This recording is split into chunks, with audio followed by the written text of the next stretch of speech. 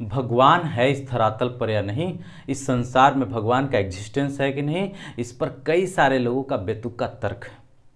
और ये सारे तर्क अगर वो दे रहे हैं तो कहीं ना कहीं उन्हें जानकारी की अभाव है, उन्हें अंदर तक घुसने की ज़रूरत है, उन्हें वेद पुराण साहित्य पढ़ने की ज़रूरत है। और इसके अलावा जो नेचुरल कंस्ट्रक्शन दिए गए हैं हमारे लिए और इस पूरे संसार में डिफरेंट टाइप के जीवों के लिए जो भी एग्जिस्टेंस दी गई है, जो भी स्ट्रक्चर और कंस्ट्रक्शन बनाए गए हैं, जिस पर सारे जीव एग्जिस्ट कर रहे हैं, सारे जीव जो है से डिफेंड कर रहे हैं, उन सारी चीज़ों को एक क्लियर वीडियो में, एक क्लियर स्क्रिप्ट में जब देखेंगे तो आपको सारी चीज़ें एक साथ समझ में आएगी। मैं प्रमाण देने वाला हूँ पहला, वो भी ऑन ज्योग्राफी। ज्योग्राफी हमारा पहला प्रूफ। एक बात बताइए कि इन संसार में आखिर इस तरह की स्ट्रक्चर कैसे, जब कोई देख रेख करने वाला ही नहीं है, जब कोई पावर ही नहीं है, जब हम ही ऑल इन ऑल हैं, तो इस नेचर में इतनी ढंग से जो बनावट दी गई है, स्ट्रक्चर ऑफ अर्थ, अर्थ की बनावट पर देखिए जरा सा, यहाँ पर कैसे कैसे अवेलेबिलिटी है। हम इस अर्थ को 4 टुकड़े बनाएं और इस 4 टुकड़े में 1, 2, 3 और चौथी जो टुकड़ा है वो मात्र लैंड का। First water, second filled with water, third filled with water and another is blank. Another जो है लैंड है और उसी लैंड पर सारे जीव एग्जिस्ट कर रहे हैं, उसी पर पर्वत पहाड़ निर्झर आदि सब कुछ है। इसके अलावा रोड है, हमारा घर है, हम कल्टीवेशन करते हैं आदि सब कुछ एक क्षेत्र पर है। बाकी पूरा 3 एरियाज फिल्ड विथ वाटर। इसको समझिए आखिर इसकी ज़रूरत क्यों है, कैसे इसको सोच समझकर बड़ी ढंग से इसका निर्माण किया गया। इसको हम झुठला नहीं सकते, ज़बरदस्ती काट नहीं सकते, काटने से कटेगा भी नहीं।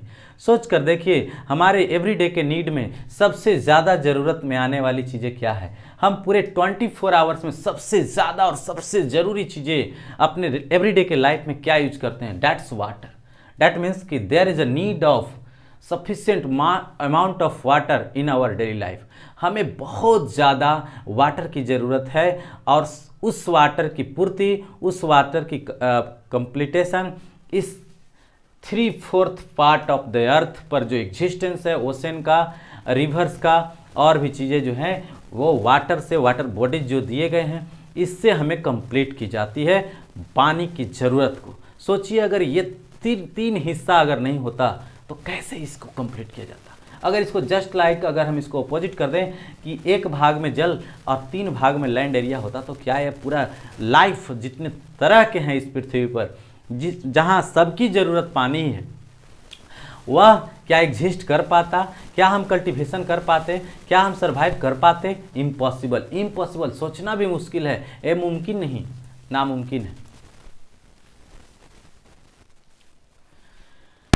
तो सबसे पहला प्रमाण जो सबसे बेहतर और सटीक है वो है ये। और इसको मैं ऐसे कह रहा हूं कि आखिर इसको किसी न किसी ने तो सोच समझ करके तो दिया है ना। इस नेचुरल पावर ने, इसको आप जैसे भी समझ सकते हैं, आप इस भगवान को समझ लो या नेचुरल पावर समझ लो, अल्लाह भगवान जो समझ लो, कोई तो है जिसके पास ये प्रिंसिपल है, जो सिद्धांत है, थ्योरी है, उसने इस लाइफ को एग्जिस्ट कराने का एक तरीका बनाया। Second is nitrogen 78%, oxygen 21%, another जो है बाकी 1% के अंदर सब आ जाता है। आखिर इस कॉम्बिनेशन को कैसे समझेंगे? क्यों 78% नाइट्रोजन जबकि हम तो ऑक्सीजन लेते हैं? फिर वो ऑक्सीजन का हम जो है से ऑक्सीजन लेने वाले हैं और कार्बन डाइऑक्साइड एग्जिस्ट करने वाले, देने वाले हैं, निकालने वाले हैं, एक्सक्रेट करने वाले हैं। और अनदर जो हमारे पास एक और लिविंग थिंग्स है जो कि पूरा प्लांट ऑर्गेनिज्म है, वो एक तरह से हमें क्या दे रहा है? ऑक्सीजन दे रहा है। यह जो कॉम्बिनेशन जो दी गई है, एक ग्रेट कॉम्बिनेशन, एक बिग कॉम्बिनेशन, जिसके बगैर कोई लाइफ ही पॉसिबल नहीं है। How can it is possible? क्या ये ऐसे ही हो रहा है? नहीं, कहीं ना कहीं इसमें भी एक बहुत बड़ा ब्रेन की जरूरत पड़ी होगी और वो सारा ब्रेन लगाने वाला वो ईश्वर। इसको मानना ही पड़ेगा। आप अच्छे से सोचो, आप एक घर चलाते हो, आप एक गांव चलाते हो, आप एक देश चलाते हो, कितनी अनबैलेंस है, कितनी असंतुलन है, लेकिन इस बीच जब उसने लाइफ को दिया तो कितना संतुलित भावना से, कितने तरीके से उसने इस्टेब्लिश किया है, सारी चीज़ों को एकदम सजाया है, डेकोरेट किया है। और तब जा कर के आज 10,000 20,000 वर्ष से जितने भी दिनों से लाइफ एग्जिस्टेंस है ऑन अर्थ पर, वो आज पॉसिबल हो पाई है। तो इन सब का जिम्मेवार कोई ना कोई तो पावर है, और उस पावर का नाम क्या देंगे आप कमेंट बॉक्स में एंटर करिए। है कोई पावर जिसके पास ये सब कुछ है? नेक्स्ट, सन ऊर्जा का सबसे बड़ा स्रोत। हमने बहुत सारे चीज़ें जान गए कि इन्वायरमेंट में ये है, बहुत बड़े जो यूनिवर्स है, यूनिवर्स में बहुत सारे स्टार्स हैं, मानता हूँ मैं। लेकिन तब से लेकर के आज तक जब से लिखी गई कहानियाँ और हिस्ट्री है, सबने तो एक ही कहानी कहा ना कि sun is the only source of energy. एक ही स्रोत है, और ना सिर्फ हमें सनलाइट ही दे रहा है, बल्कि हमें समझ में तो यही आया है कि सन के बिना न प्लांट ऑर्गेनिज्म बचेंगे, न हम बचेंगे, न कोई जीव बचेगा। इसका मतलब है कि सन ओनली वन थिंग्स है जो इस संसार को ऊर्जा दे रही है, और जो हमारे पास है वो हमारे लिए खास है, बाकी सब तो बकवास ही है ना। हमारे पास सन है, बाकी सारी चीजें सोच करके देखिए तो कितनी डिजाइन से बनाई गई है। सन को सोचिए कितने डिस्टेंस पर रखा गया। सोलर सिस्टम को पढ़ते हैं, पहले मरकरी को रखे, फिर वेनस को रखे, और इसके बाद अर्थ को रखे। फर्स्ट में ही क्यों नहीं रखे, फिर लास्ट में ही क्यों नहीं रखे? डैट मीन्स वहां पर भी एक कंस्ट्रक्शन है, वहां पर भी एक प्रकार का एस्टेब्लिश है, अगर हम सोलर सिस्टम को जानते हैं तो ये हमारे लिए थर्ड प्रमाण की है, और वो है ज्योग्राफी से। आइए, different type of living organism. आखिर इस अर्थ एग्जिस्टेंस में कहीं ना कहीं इसका भी एक बहुत बड़ा रोल है कि डिफरेंट टाइप ऑफ ऑर्गेनिज्म यहाँ पर हैं, और सबकी ज़रूरत है। हमें प्लांट की ज़रूरत है, हमें जानवरों में गाय भैंस आदि की भी ज़रूरत है, कीट पतंगों की भी ज़रूरत है, लिविंग ऑर्गेनिज्म में बैक्टीरिया और वायरस की भी ज़रूरत है, सभी चीज़ों की ज़रूरत है, तब जाकर के ये बैलेंस है। जंगल को देखें तो जंगल में जितना शेर की इंपॉर्टेंस है, उतना ही जो शाकाहारी जीव हैं उनकी भी इंपॉर्टेंस है। शाकाहारी जीव, मांसाहारी जीव एक दूसरे से बैलेंस बनाए हुए हैं, तब एक जंगल बच रही है। इस बात को समझिए जरा सा।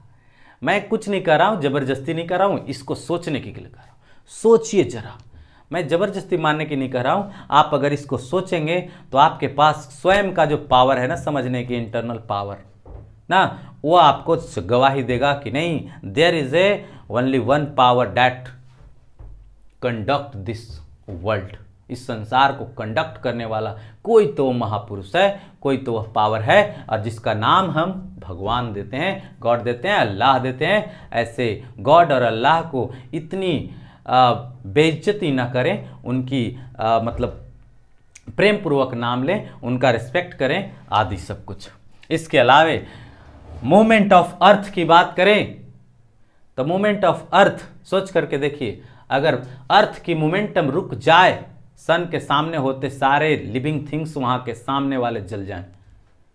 ये अर्थ रिवॉल्यूशन, उससे भी सन का टेम्परेचर सामान्य हो रहा है, वो ऑल टाइम घूम रहा है, 365 दिन रिवॉल्यूशन कंप्लीटेड।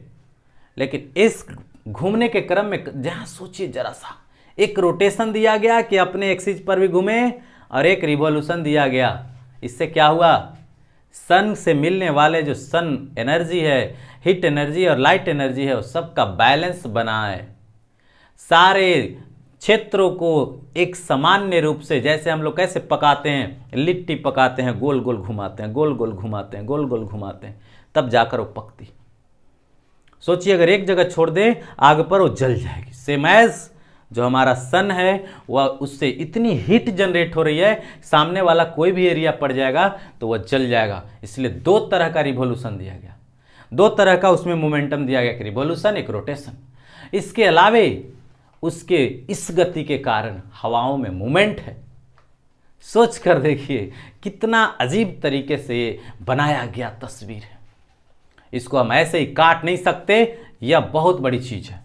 नेक्स्ट है हमारे लिए सेकंड प्रूफ के रूप में, और वह प्रूफ भी काटने योग्य नहीं है। मैं इस पर हजारों प्रमाण दे सकता हूं, लेकिन वीडियो बहुत लंबा होगा। मैं नेक्स्ट वीडियो में फिर डिटेल में बात करूंगा। आज देखेंगे वेद, पुराण और साहित्य। मैं तो कहता हूं कि हम सभी जो भी जीरो से लेकर के अपने 11, 12 और ग्रेजुएशन, MA और भी तरह की जो डिग्रियां हासिल करते हैं, है ना, PhD करते हैं, मैनेजमेंट करते हैं, इंजीनियरिंग करते हैं, अब मेडिकल से MBBS करते हैं, आदि आदि बहुत तरह की क्वालिफिकेशन है या बहुत तरह के और भी काम हैं जिसको हम प्राप्त करके बड़े होते हैं। लेकिन मैं बताता हूँ, सारी एजुकेशन एक तरफ और साहित्य एक तरफ। जिसके पास साहित्य नहीं उसका जीवन नर्वस है, उसका जीवन बर्बाद है, नष्ट हो जाएगा, भ्रष्ट हो जाएगा। अगर आज सभी समस्याओं की जड़ अगर है कुछ तो वह है साहित्य की कमी, वेद पुराणों की कमी, शास्त्रों की कमी, ऐसे वैदिक ज्ञानों की कमी। अगर उसकी पूर्ति हो जाए तो सारा हमारा जो अर्थ पर जो अनबैलेंस है, भ्रष्टाचार आदि जो सुनते हैं, जितनी भी तरह की गड़बड़ियां आप देख रहे हैं, सब ठीक होगी। और ये सभी चीजें किसका कहानियां बताते हैं? तो वह उसी नेचुरल पावर की बताते हैं जो हमारे सामने प्रत्यक्ष नहीं, लेकिन गवाही के रूप में इन सारी चीजों को दे रखें। ये हमें मानना ही पड़ेगा। सच्चाई में ताकत। सोचिए, जब हम सच बोलते हैं तो बिल्कुल निडर होते हैं, और जब असत्य बोलते हैं तो हमारा शरीर काम करना छोड़ता। हमारा असत्य बोलते समय हार्ट बीट अगर काउंट किया जाए तो बढ़ा हुआ होता है। हमारा ऑर्गन्स काम नहीं करता, हमारा पैर हाथ काम नहीं करता, हम गड़बड़ाते हैं, हम हड़बड़ाते हैं, हम डरते हैं। वहीं सच्चाई के सामने हम लड़ते हैं, डरते नहीं। तो यह भी एक प्रकार की हम कह सकते हैं, कहा गया कि सत्येन पंथा विततो देवयाना। सत्य का जो पंथ है, रास्ता है, वह देवताओं की रास्ता है। ठीक है, आगे चलते हैं। धार्मिक कथा वीडियो में लगाओ। आखिर सोच करके देखिए, एक फिल्म आप जो देख लेते हैं दोबारा देखने की हिम्मत नहीं करता, मन नहीं करता, चिढ़ते हैं हम। कोई कहानियां सुन लेते हैं तो चिढ़ते हैं हम, लेकिन वही धार्मिक कथाएं, धार्मिक वीडियोज, धार्मिक गाना जब हम सुनते हैं तो हमारे शरीर को सुकून मिलता है, आनंद मिलता है। आखिर ऐसा क्यों? जरूर उन चीज़ों से रिलेशन है, उन चीज़ों से हमारे बॉडी का रिलेशन बैठता है, तभी तो आखिर वो सारी चीज़ें जो है से हमें अच्छी लगती है। कोई चीज़ें अच्छी क्यों लगेगी? जो आपके लिए बेस्ट होगा तभी तो अच्छा लगेगा। समझ रहे हैं आप? तो मेरा फाइनली प्रमाण ये दो ही हैं जो ये पूर्ण गवाही दे रहे हैं कि there is existence of God और natural power. We have to respect them always. And जो भी हम काम करें विनय पूर्वक करें, ये सोच कर ना करें कि जो भी ताकत है हमारे अंदर ही है, जो भी हमने किया है हमने किया है, ऐसा नहीं। ये सब उन्हीं का एक आशीर्वाद है, उन्हीं का एक कहिए कि ब्लेसिंग है। हाँ, और हमें ऑलवेज प्रेयर करनी चाहिए, may God give you great strength, great mindset, everything that you can give me. Thanks a lot to watch my video till the ends.